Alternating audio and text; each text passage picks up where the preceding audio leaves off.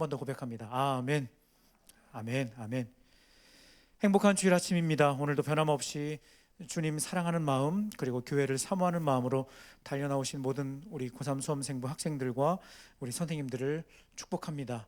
현장에서 그리고 온 생애로 하나님을 기쁘게 예배하는 저와 여러분, 하나님 복 주시기를 간절히 바랍니다. 아멘, 아멘.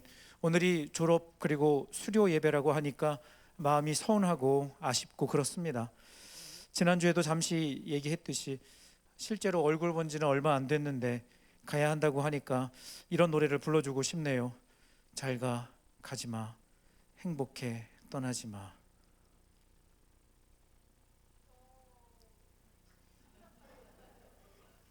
음을 붙여볼까 하다가 가사만 불러봅니다. 잘 가, 가지마. 행복해, 떠나지마. 참 누가 지었는지.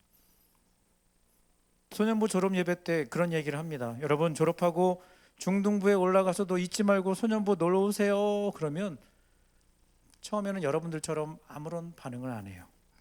그런데 이어서 제가 이 한마디를 덧붙이면 열렬히 환호합니다. 여러분 놀러 올 때마다 마이쮸 선물로 줄게요.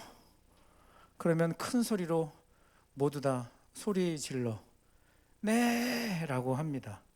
그런데 실제로 오는 아이들은 있다 없다? 없다. 여러분이 증인이다. 제가 듣고 알기로 우리 고3 수험생부 학생들은 의리를 지키기 위해 졸업하고도 방송팀 그리고 찬양팀 교사로 섬기며 그 약속을 지켜주는 것으로 알고 있습니다. 맞지요? 그리고 제 경험상으로 주일학교 영화부에서 우리 고3 수험생 부서까지 가장 기억에 남았던 시간은 누가 뭐라고 해도 수험생이라는 이 어려운 힘들었던 시간을 보냈던 이 순간이라고 저는 생각합니다. 여기에 엄마 뱃속에서부터 사랑의 교회에 출석했던 우리 학생들 있죠. 여러분 유아부 때 우리 남금조 전도사님께서 옛꽃 친구들 예배 시간에 떠들고 장난치면 까만 마음이에요. 이렇게 말씀 전해주시던 모습 생각납니까? 기억나요? 네, 기억나면 이상한 겁니다. 네, 기억나면 병원 가야 됩니다. 그토록 힘들고 어려운 시간을 버틸 수 있게 해준 이곳, 여기에는 하나님의 은혜가 있고 수많은 하나님의 위로를 경험한 순간이었다고 저는 생각합니다. 그리고 무엇보다 목자의 심정으로 영적 어미, 영적 아비의 마음으로 여러분 곁에서 함께 기도해 주신 우리 선생님들의 그 사랑과 헌신의 그 크기는 그 어떤 것과도 비교할 수 없다고 저는 확신합니다. 그러므로 오늘 마지막으로 이제 더 이상 주일학교 학생이 아닌 여러분 사명자로 소명자로 설 수 있기를 간절히 원합니다. 그리고 어제 영적 성인식 파송식에서 담임 목사님께서 주셨던 말씀, 영적 기백으로 무장하여 여러분 어디로 가든지 반드시 이기게 하신다는 약속의 말씀 마음속에 깊이 새겨 시대를 변화시키는 축복의 통로가 되기를 원합니다. 아멘. 지난 한 달 동안 하나님 나라라는 주제를 가지고 말씀의 은혜를 나누었습니다. 잠시 복습해 보면 성경에서 말씀하고 있는 하나님 나라라는 이 개념은 어떤 특정한 시간과 장소를 가리키는 것이 아니라고 얘기했어요. 조금 더 넓은 의미로 하나님의 통치 그리고 하나님의 왕권, 하나님의 다스리심을 의미한다고 말씀을 나누었습니다. 우리가 이 하나님 나라라고 하는 주제는 천국에 관련된 말씀을 나눌 때 자주 쓰는 단어이다 보니 우리 머릿속에 한정적인 개념으로 이해가 되고 있지만 엄밀히 말하면 성경 창세기에서부터 요한계시록까지를 관통하는 핵심 키워드라고 했습니다. 그리고 예수님께서 하신 모든 사역과 말씀은 모두 하나님 나라와 관계된 것이고 이 하나님 나라와 관계된 것이라는 것을 우리가 늘 기억하고 떠올리며 말씀을 읽을 때 우리는 새로운 관점으로 말씀을 대할 수가 있고 그 말씀을 우리 삶에 적용하는 스펙트럼도 훨씬 더 넓어지게 된다는 겁니다.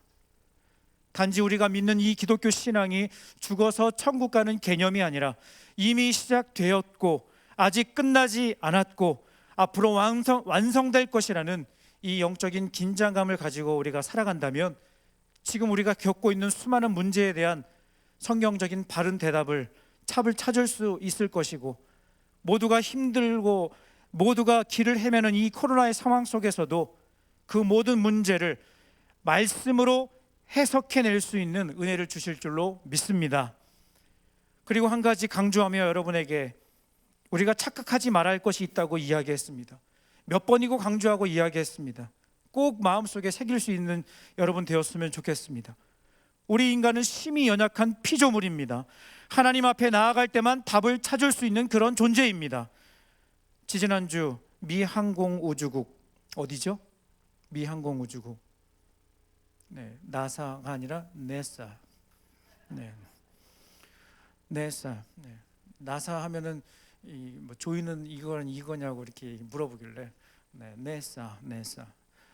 우리 나사에서 화성으로 쏜 탐사선이 무사히 도착하여 활동을 시작했다는 뉴스를 여러분 보았을 거예요. 그 제가 뉴스를 보고 너무 기대가 되었고요. 저도요 새벽같이 일어나서 라이브로 봤어요. 우리 나사에서 라이브로 이렇게 중계를 해주더라고요. 카운트다운 하면서 30분 전, 20분 전, 10분 전, 5분 전, 3분 전 하면서 그 탐사선이 달에 화성에 도착한 환호를 지르고 막 우 하고 막 하는 모습을 제가 보았습니다. 모두가 박수를 보냈습니다. 인류가 이뤄낸 엄청난 과학과 문명의 발전이라는 이 결과물 앞에 사람들이 경이로움을 표현했습니다. 하지만 그것이 우리 인류를 구원할 수 없으며 당장 이 코로나의 고통에서도 벗어나게 할 수 없다는 것을 기억해야 합니다. 여러분 오해하지 않기를 바랍니다. 관계자분들의 업적을 절대 비하하는 것이 아닙니다. 그야말로 인류 역사상 엄청난 일이 지금 우리 눈앞에 벌어지고 있어요. 그런데 우리 그리스도인들은 지금 우리 눈앞에 보여지는 이 현상이 아니라 살아계신 하나님의 말씀 안에서 답을 찾아야 한다는 것을 우리가 깨닫기 바란다는 거예요.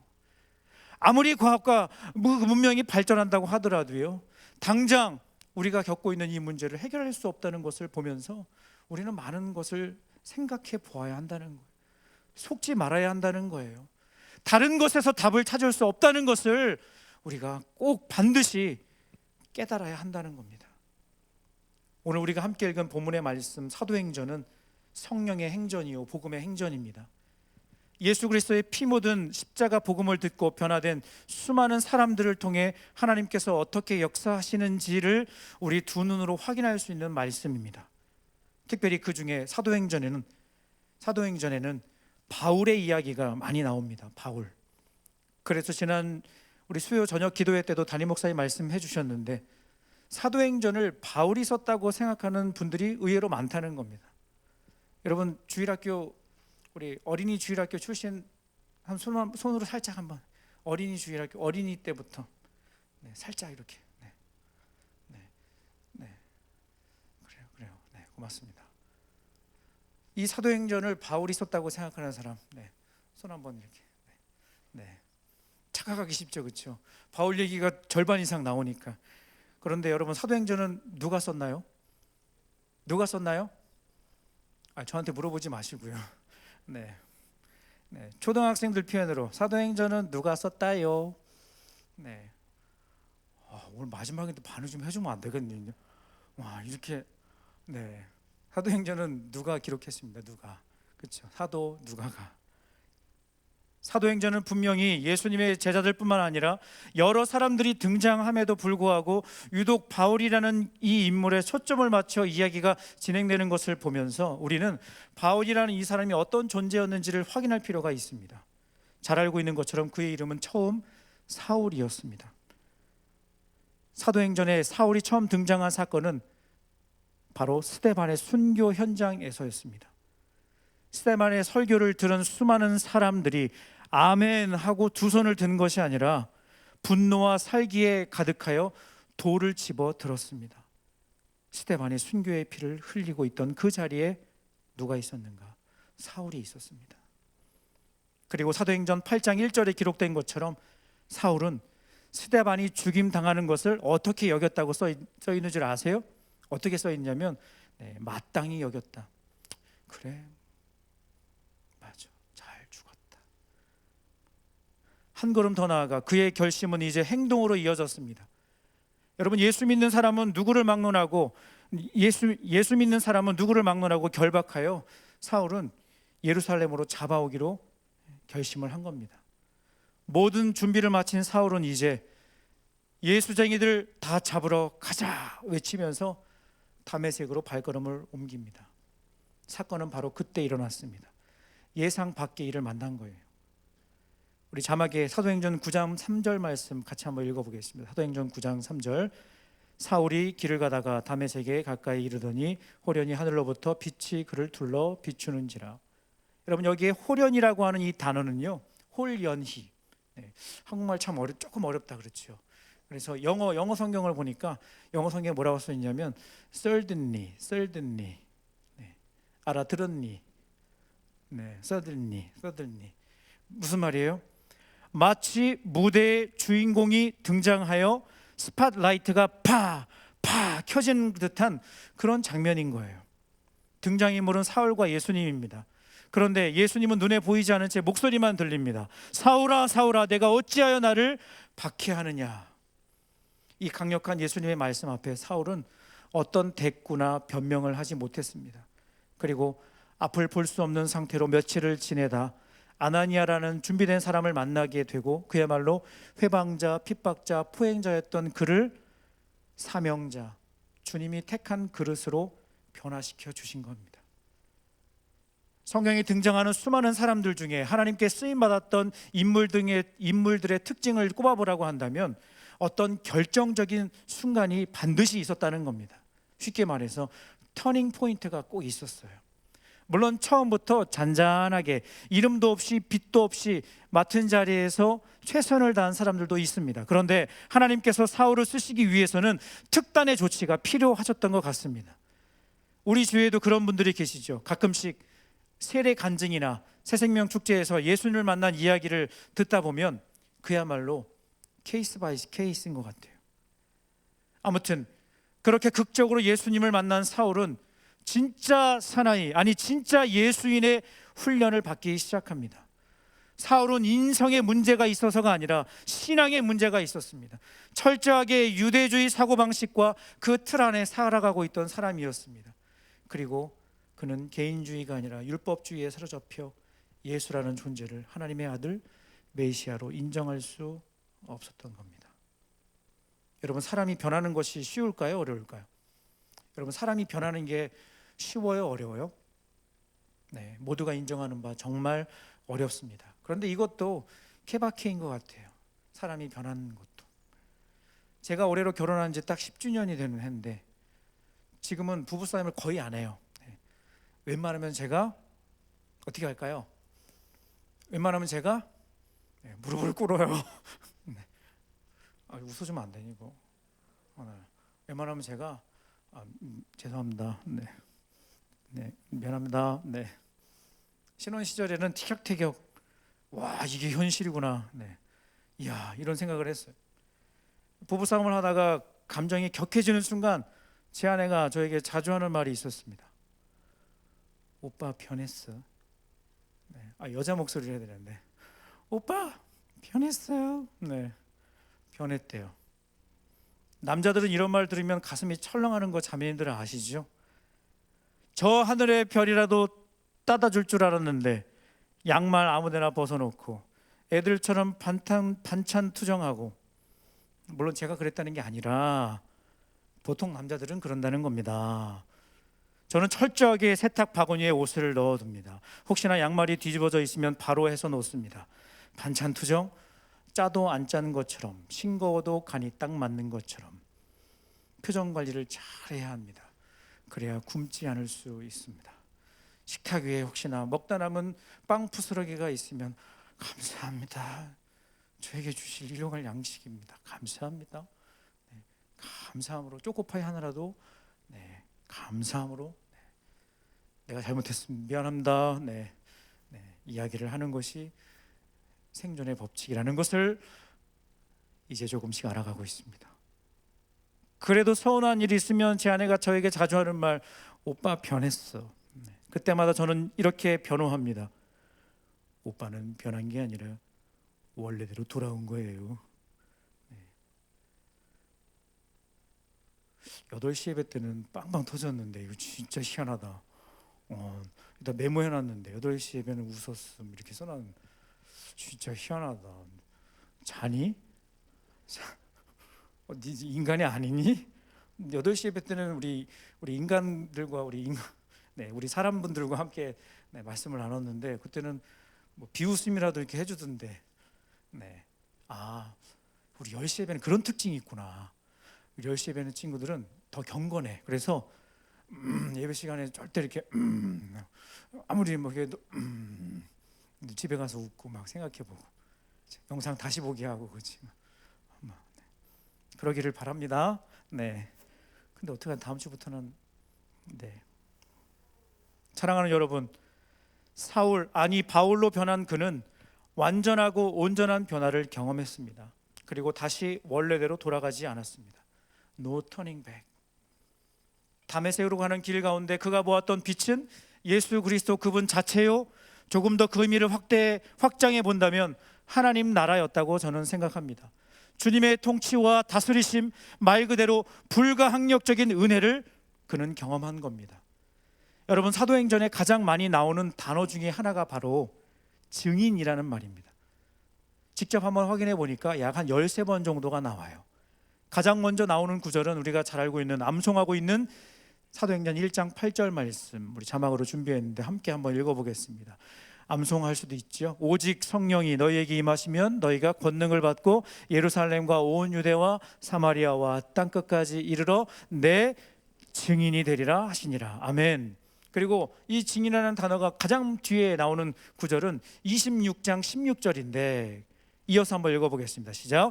일어나 너의 발로 서라. 내가 내게 나타난 것은 곧 내가 나를 본 일과 장차 내가 내게 나타난 일에 너로 종과 증인을 삼으려 함이니.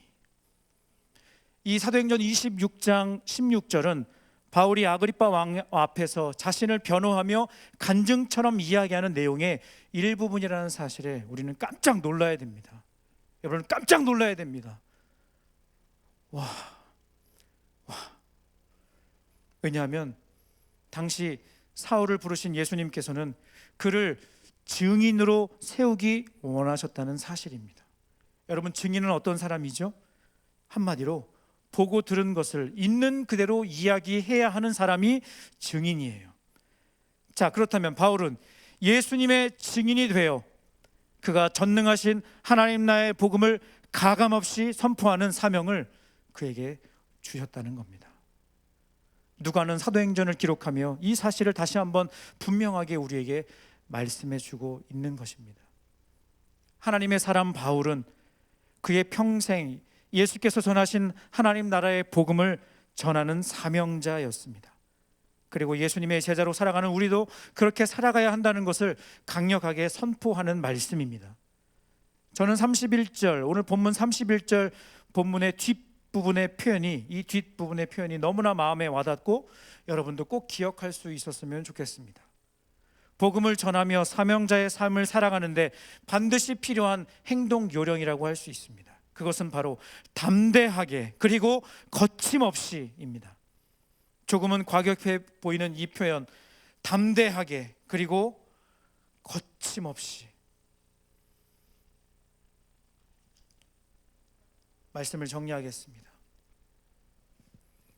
이제 여러분은 지난 12년간의 주일학교 모든 과정을 마치고 대학부로 진급을 합니다. 정말 수고 많았습니다. 지금까지 배우고 마음에 새긴 이 말씀을 여러분이 붙잡고 세상으로 나아가는 여러분에게 마지막으로 해주고 싶은 메시지가 있다면 그것은 바로 담대하게 그리고 거침없이 라는 말입니다.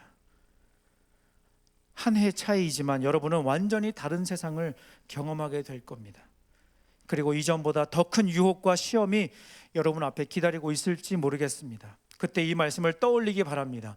하나님의 말씀으로 담대하게, 하나님의 말씀으로 거침없이. 한 가지만 덧붙이자면 하나님과 사람 앞에 부끄럽지 않게, 담대하게 그리고 거침없이 하나님과 사람 앞에 부끄럽지 않는 삶, 그런 다짐과 믿음의 고백 위에 하나님께서는 여러분을 통해 하나님 나라를 확장해 가실 것이며, 어제 토비스 때 주신 미션처럼 선교사적 삶을 살아가게 하실 것입니다. 사랑하는 여러분, 자주 찾아오세요. 비록 마이쮸는 없지만 따뜻한 마음으로 기도해 드릴게요. 그리고 이제 우리 부서뿐만 아니라 주일학교 여러 부서에 가서 여러분의 후배들에게 보고 들은 것을 전하는 진정한 예수인으로 살아가기를 간절히 바랍니다. 아멘. 10시 예배 다시 한번 아멘. 아멘. 아멘. 오늘 주신 말씀을 마음속에 새기면서 함께 찬양하고 잠깐 기도했으면 좋겠습니다.